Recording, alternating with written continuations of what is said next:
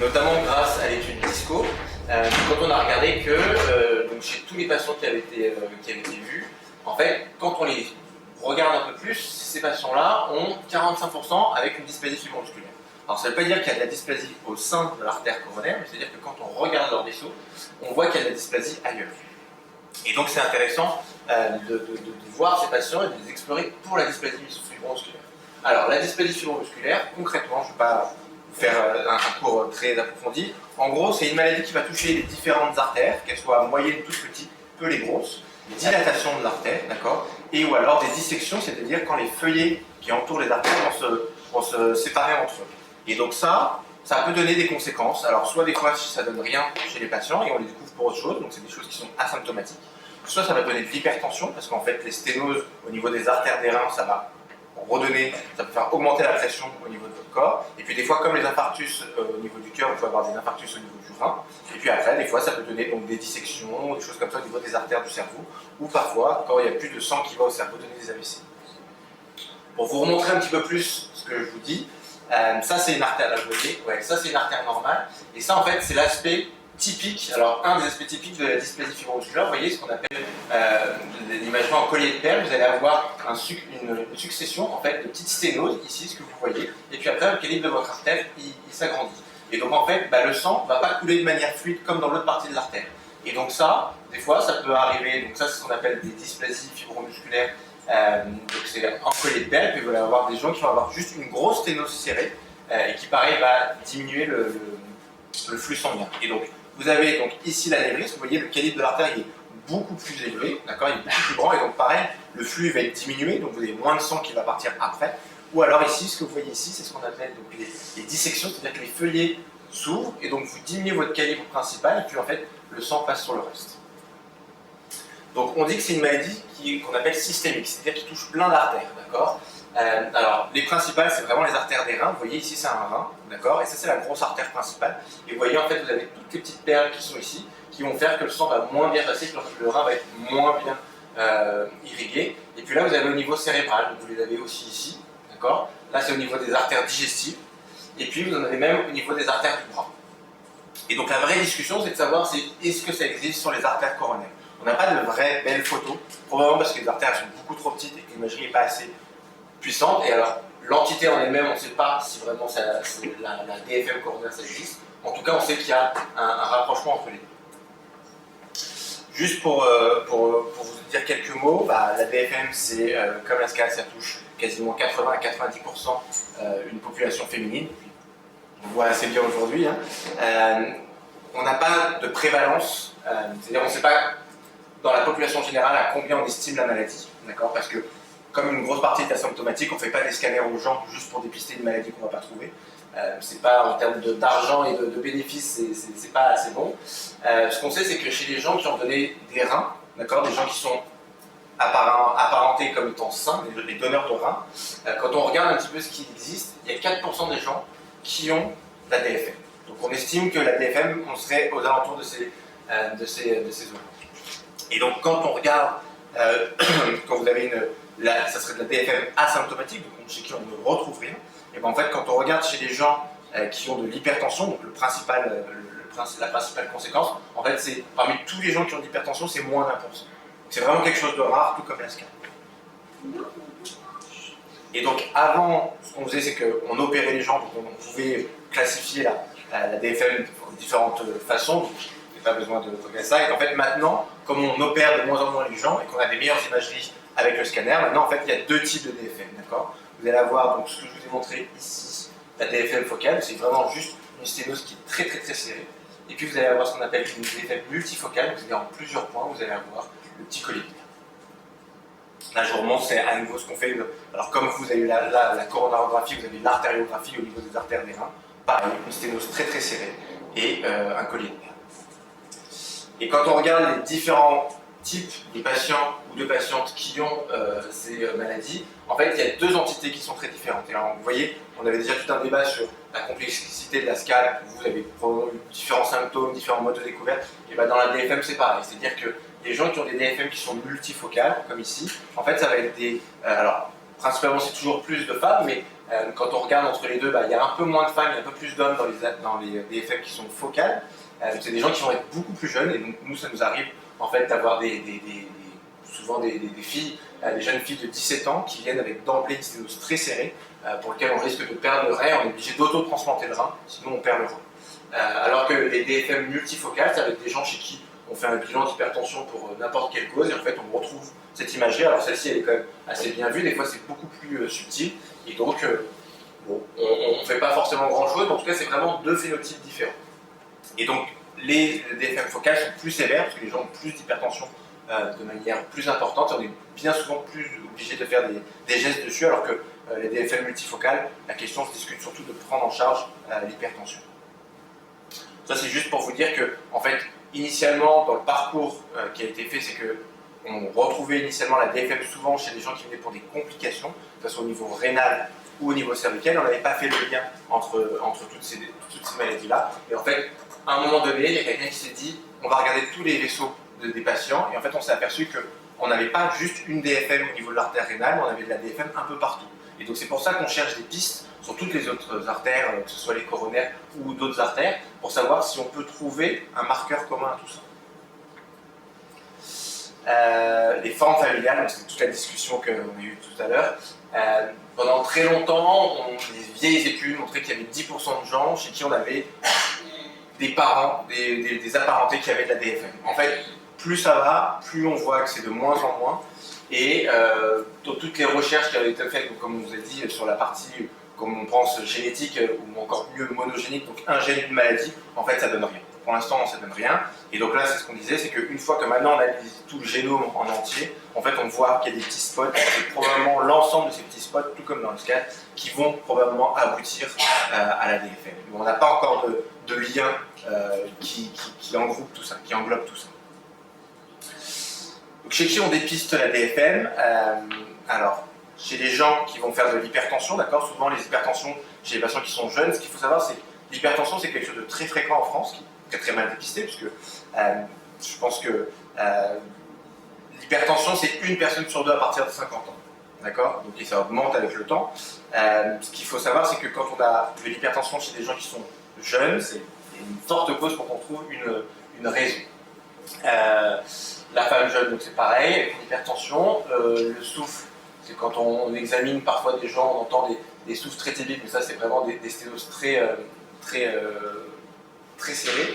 Et puis, quand on fait un bilan d'imagerie pour autre chose, et qu'on voit par exemple une asymétrie entre les reins qui sont plus petits d'un côté de l'un de l'autre, probablement vous avez une sténose à ce niveau-là. Et puis il y a des gens qui vont avoir des atteintes qui vont commencer en premier par d'autres vaisseaux, notamment au niveau cervical. En fait, il y a des gens qui vont avoir des céphalées, alors des maux de tête, d'accord, des douleurs. Et quand on leur fait l'imagerie, on voit qu'il y a une dissection, donc une des choses qui montre que, en fait, quand on regarde un peu plus, au niveau de la dissection, vous allez avoir des lésions typiques de DFM ou des gens qui vont faire des AVC, par exemple.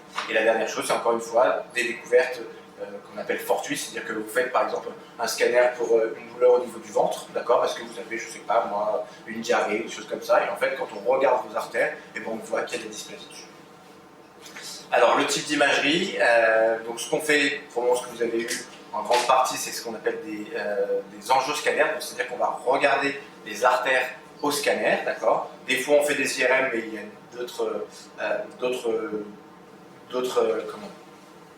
d'autres déconvenus, parce que les IRM peuvent donner des sténoses alors qu'il n'y en a pas. Le scanner, c'est vraiment l'imagerie qui nous permet de voir tout ça. Et puis souvent, on va vous faire aussi des écho-Doppler, d'accord. C'est un Doppler, c'est une échographie au niveau des artères, mais c'est moins précis, c'est vraiment le scanner.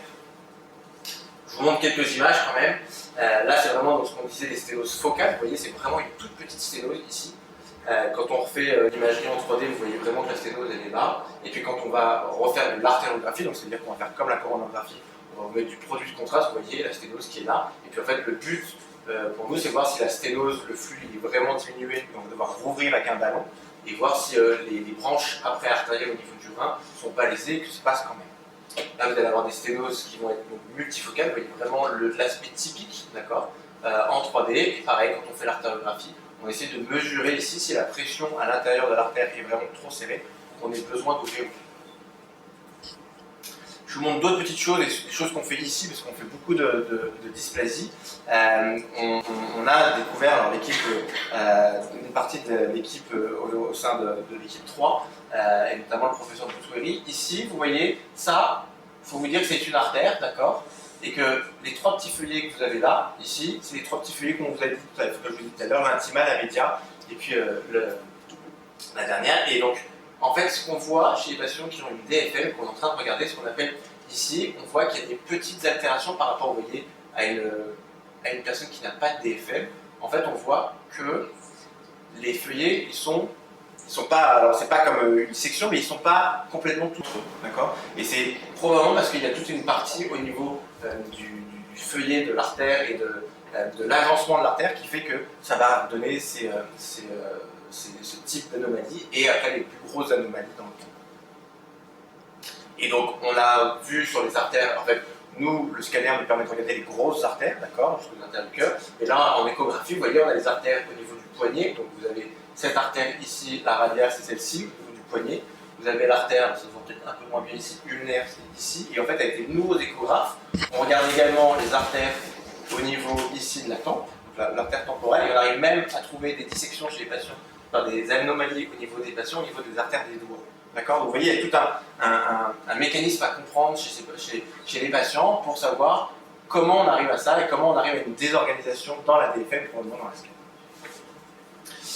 Le traitement, en fait, toute la question qu'on disait, c'était pareil, prendre en charge la SCAD ou la DFM, faire des recherches ou quoi que ce soit. Il faut garder en tête que le principal message, c'est que ça va donner de l'hypertension et d'autres causes, des sténoses ou des choses comme ça. Mais la première chose, c'est prendre en charge l'hypertension. L'hypertension est très très mal prise en charge en France et encore moins bien dans les sous-catégories. Il faut vraiment que vous ayez qu'il y ait un traitement et que votre tension en tout cas soit bien équilibrée. Ça c'est la première chose. La deuxième chose, c'est que vous avez vu que toutes ces petites sténoses, ça empêche le sang de passer correctement. En tout cas, on estime que ça empêche le sang de passer correctement. Et la question qui se pose, c'est de savoir si le fait que le sang passe moins bien, ça va provoquer des petits caillots qui vont boucher les artères.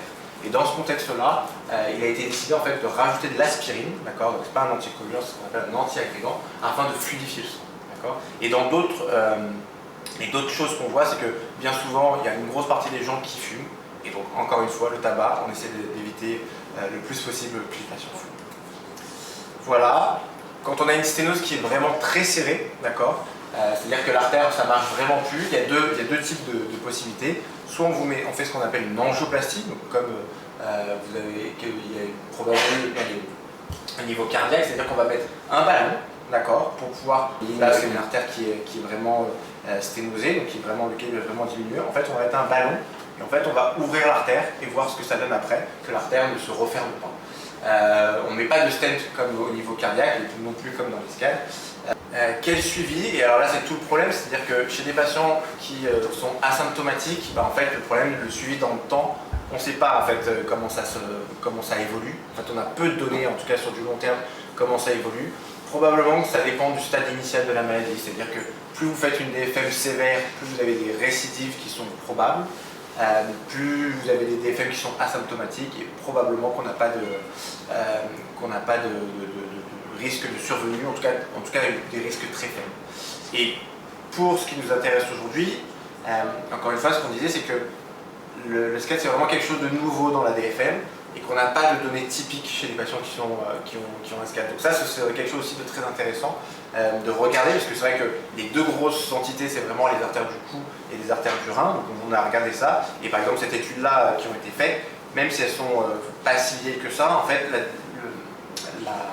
la SCAD en elle-même n'était pas encore colligée de manière vraiment importante pour qu'on puisse avoir des données là-dessus. Comme la DFM, ça reste quelque chose de rare, il y a des registres qui sont mis en place, c'est-à-dire qu'on essaye de collégier, tout comme la SCAD, des registres de patients qui sont au DFM. Alors là, c'est le plus gros registre qui existe. Alors vous avez tous les registres, vous avez le registre Ferry qui est européen, international, puisqu'en fait on a une grosse partie de l'Europe et puis on a d'autres pays. Alors si je ne dis pas de bêtises, il y a quoi? Il doit y avoir du Japon, Australie, Nouvelle-Zélande, je ne sais plus, Chine, et puis il doit y avoir une partie, pareil, ah oui c'est Chine, là c'est ça, Chine, Japon, et puis on a l'Argentine. Voilà. Il y a un gros registre aussi aux États-Unis. Et puis il y a le gros registre français qui essaie de rentrer dans le registre européen. Voilà, donc c'est ça qui nous aide à essayer d'ouvrir la discussion. Sur la partie patient, association de patients, je regardais encore ce que je disais, c'est qu'il n'y a pas de grosse association en France pour la DFM. Donc clairement, il y avait. Alors, je disais, j'ai regardé encore là, quand j'ai refait le topo, il y avait un groupe Facebook, mais c'est vrai que. Voilà, il y a un an, il n'y avait pas.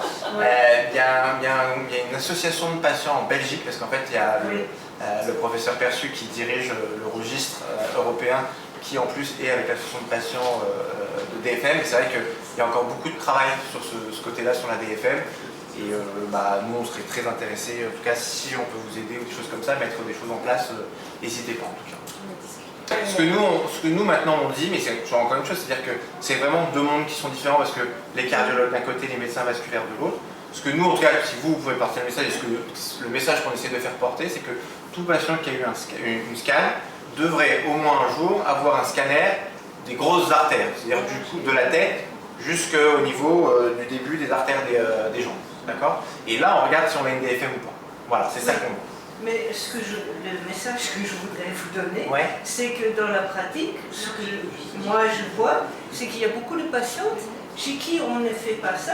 Et à moi, par exemple, bon, c'était il y a 8 ans, mais le médecin il disait c'est pas nécessaire. Mais c'est du message que c'est. Et encore, et je vous dis, c'est tout le problème, c'est-à-dire que nous, en tant que DFM, on a peu d'impact sur les cardiologues parce qu'encore une fois, la SCAD au sein des DFM, c'est peu de gens en fait. Donc nous, on essaie de rabâcher. Le problème, c'est que pour un truc hyper rare... Oui, mais en fait, ça rend encore plus difficile par rapport à la partie médicale de s'intéresser à la dysplasie. C'est là où les chercheurs en centralisent tout, parce que moi, j'aime bien parler à tout le monde. Et je me suis rendu compte, en fait, c'est vraiment une chance d'être là à faire juste ma génétique avec mon équipe. Et en fait, des fois, on trouve des choses avec les neurologues, des fois, on trouve des choses avec les cardiologues. Et finalement, l'image, moi, je pense plutôt comme vous, c'est qu'il y a quelque chose, en fait, mais selon quelle est la première artère qui va craquer, et c'est là où le spécialiste qu'on va voir. Et ça, c'est un peu au hasard. Mais effectivement, il peut y avoir des choses différentes, c'est-à-dire une SCAD qui va être vraiment que de la SCAD, que cardiologue, il n'y a plus rien qui va se passer ailleurs. Mais de toute façon, ils vont faire en fait des choses un petit peu partout et ça va être à différents degrés de manifestation. Mais ça, c'est totalement du hasard. Pas fini, moi je voulais juste vous remercier toutes et tous d'être venus parce que c'est pas du tout facile. Je sais qu'on est en France et on a beaucoup de pudeur par rapport à la santé. Mais là, vous partagez votre maladie, vous l'affichez. C'est vraiment un acte de courage souvent. Et donc, je vous remercie d'avoir voulu quand même venir aujourd'hui et nous parler de votre maladie. J'espère que tout ce qu'on vous a expliqué était utile. Donc voilà, moi et c'est comme ça en fait que je suis vraiment ravie de travailler sur ces maladies-là parce qu'elles sont passionnantes et qui me donnent aussi l'occasion de vous rencontrer tous et de parler avec vous.